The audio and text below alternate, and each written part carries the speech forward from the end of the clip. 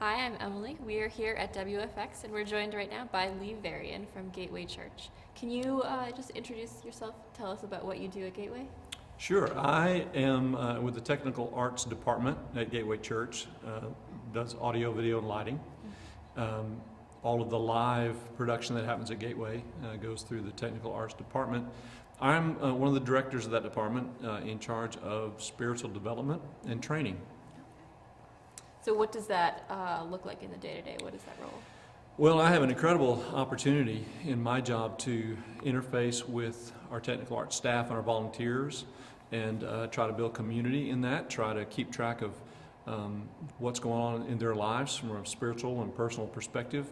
We have a large staff and a large, almost 450 volunteers, so there's always someone in the hospital, someone getting married, someone having a baby, and so there's a lot of sort of pastoring involved in what I do. And then I also direct the School of Tech Arts, which we began as college level training for those that want to pursue a career in ABL. Okay. And you, can you tell us a little bit about how the School of Tech Arts came to be? Yes, we were searching for ways to train our own folks. We were hiring lots of new staff, particularly part-time people, and then a lot of volunteers. And we didn't really have the time because of our schedule to really invest in them like we wanted to as far as educationally. So we started looking at various formats and ways that we might be able to sort of bring everyone past the operator level. We were training them how to operate the consoles or the gear for the events that we were doing at our church, but we weren't really giving them a foundation of engineering so that they really became flexible and conversant in various different environments. So we wanted just to raise the bar for all of our team, and in looking at various ways to do it, we settled in on a tiered college style educational effort, and we call it the School of Tech Arts. So it started out just being something for our staff, and then other people kind of heard about it word of mouth and asked if they could come, and we found sort of a price point where we could afford to do it. So now we've got folks moving from all over the country basically to come and be part of the School of Tech Arts. Oh wow. About how many students do you have? We have right now enrolled about 60 or so for this particular semester. Yeah. We've had a couple of hundred go through so far. Oh, very cool. Do you run like semester-long sessions? We have 12-week semesters, so there'll be a semester in the fall, a semester in the spring, just like a typical college. A little shorter than a typical college semester. Very cool. And circling back to just your role, what are some of the biggest challenges you faced in that position? You know, it's really, really challenging to build community in a team of technical arts, of people that are in charge of facilitating the events from a technical standpoint. They're the first ones there.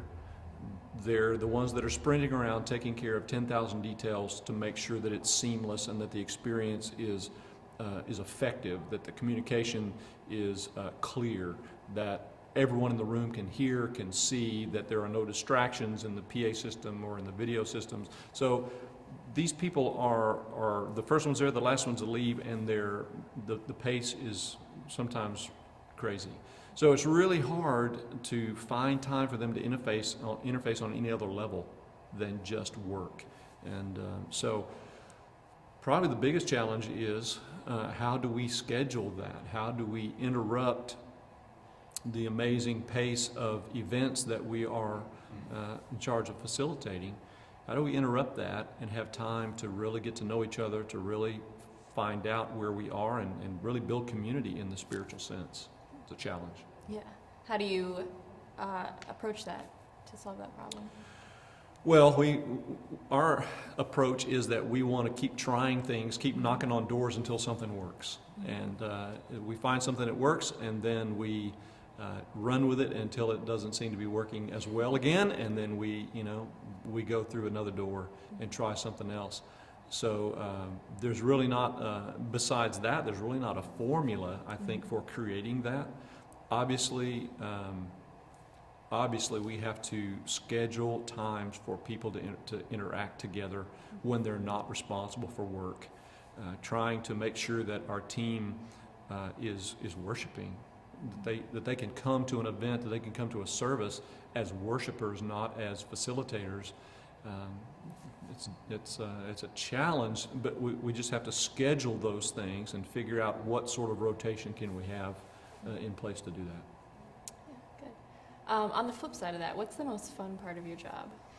Oh, it's an amazing group of people that I get to work with.